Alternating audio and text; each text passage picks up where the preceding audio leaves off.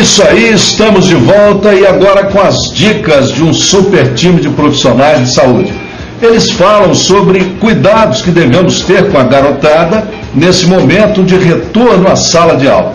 E quem puxa a fila é o pediatra César Francisco Batista, de quem eu desejo saber, eu e os pais piauienses, se é aconselhável a criança passar por uma revisão geral de saúde neste momento de volta às aulas. Doutor César, diz aí.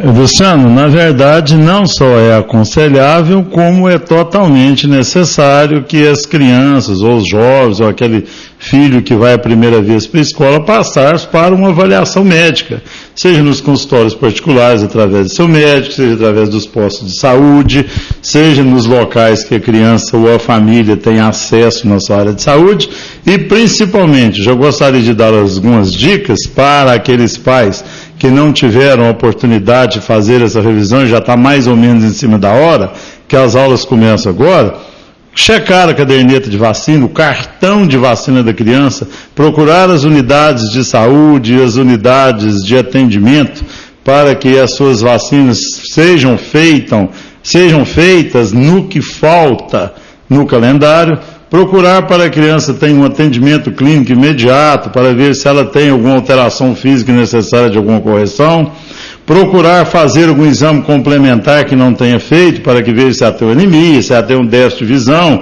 e até mesmo se ela tem algum distúrbio psicológico, algum distúrbio postural, algum distúrbio dentário, algum distúrbio de articulação, para que aquilo não prive a criança de ter um aprendizado completo.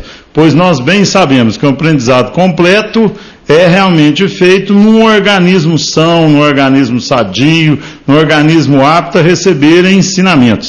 E esses ensinamentos só vão ser conseguidos através de uma pessoa que está realmente saudável. Gostaria de terminar dizendo que, na verdade, não é só a criança que deve passar por essa adaptação. Essa adaptação é uma adaptação familiar e as próprias famílias, a própria criança, o próprio pai, a mãe ou o responsável deve participar desse processo efetivo para que dê um aprendizado escolar dentro dos padrões normais e que Deus abençoe a todos para que essa criança seja sadia, saudável e intelectualmente bem-sucedida. Falou, doutor César, muito importante conferir realmente se a criança está com a saúde física em dia, mas não só. A vida emocional, a adaptação social também é um capítulo importante na volta às aulas. E quem comenta agora entende do assunto. É a psicóloga e psicopedagoga Maria Isabel de Melo. Sabemos que hoje em dia a entrada da criança na escola se dá cada vez mais cedo devido ao trabalho da mãe. Devemos perceber que é muito mais importante a escola para essa criança do que às vezes deixar com uma babá. Uma pessoa que não tem uma formação para estar com essa criança, ou deixar com os avós, que pesa muito, às vezes são mais permissivos, deixa a criança fazer muito o que quer, e isso prejudica. E hoje nós temos a certeza, numa cidade como Piauí, por exemplo, as escolas são muito bem adequadas, muito bem adaptadas para receber a criança pequena, né? Agora eu sugiro aos pais que conheça as escolas da cidade, procure nessas escolas se ela tem um espaço físico adequado para receber a criança, se ela tem profissionais capacitados para isso. No momento em que os pais estão na escola e observando o comportamento das pessoas na escola, se percebe se a professora leva a criança junto, né? Leva o seu filho junto. Aí você percebe a posição dessa professora, se ela é afetuosa, se ela não é, como age a diretora, as pessoas envolvidas no processo dessa criança. Então, é isso que eu queria reforçar, que é muito importante a gente perceber que no primeiro momento existe a adaptação dos pais com relação à escola, a adaptação da própria criança com relação à escola e da escola com relação a receber essa criança.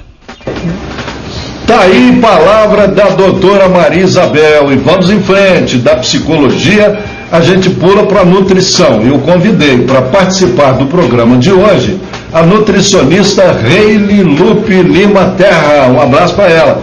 e de quem eu desejo saber qual é a importância da criança estar bem alimentada, estar bem nutrida nessa fase, nesse início de vida escolar. A importância total, tem que ter uma alimentação adequada, porque a boa alimentação na infância, ela faz com que a criança brinque mais, aprenda com mais facilidade na sala de aula, cresce e desenvolve melhor. A alimentação deve ser variada e balanceada, garantindo o fornecimento de energia que é essencial na infância. É muito importante também respeitar os horários e refeições a serem realizadas. Variar a opção de lanche e cores para chamar a atenção da criança. A mãe ter o hábito de colocar uma fruta na lancheira. Não deixar faltar verduras, frutas, legumes em casas. E a mãe está orientando a evitar guloseimas às crianças nas escolas, porque a má alimentação pode formar grandes problemas. E hoje em dia o que se destaca é a obesidade infantil. Mas desde já eu afirmo que com a boa alimentação a criança cresce e desenvolve melhor, aprende com mais facilidade e brinca mais. Muito bem, então você viu aí a importância da criança estar bem alimentada, estar bem nutrida. E por isso eu quero dar uma dica a você, mamãe cuidadosa, você que se preocupa com a qualidade do alimento que vai para a mesa da sua família. No Mercadinho do Zezinho você encontra frutas, verduras e legumes da melhor qualidade. Tudo de excelente procedência, preços lá embaixo, tudo fresquinho e ainda conta com um ótimo atendimento e entrega domiciliar. Então não se esqueça, Mercadinho do Zezinho, você gasta muito pouco para ter uma alimentação muito saudável.